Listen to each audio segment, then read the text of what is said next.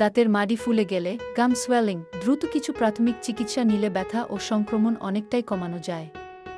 নিচে সহজভাবে করণীয়গুলো দেওয়া হলো। লবণ পানির কুলি। 1 গ্লাস গরম পানিতে 4 চামচ লবণ মিশান। দিনে 2-3 বার কুলি করুন। এটি ব্যাকটেরিয়া কমায় ও ফোলা কমাতে সাহায্য করে। ঠান্ডা শেক, কোল্ড কম্প্রেস। গালের বাইরে বরফ ঠান্ডা কাপড় 10-15 মিনিট ধরে রাখুন। ফোলা ও ব্যথা দ্রুত কমে।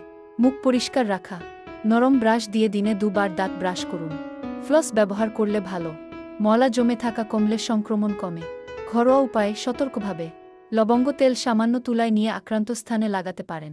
হলুদের পেস্ট হালকা করে ব্যবহার করা যায়। প্রাকৃতিকভাবে ব্যথা কমাতে সাহায্য করে। ব্যথা বেশি হলে সাধারণ পেইনকিলার যেমন প্যারাসিটামল খেতে পারেন, তবে মাত্রা ঠিক রাখতে হবে। কখন ডাক্তারের কাছে যাবেন?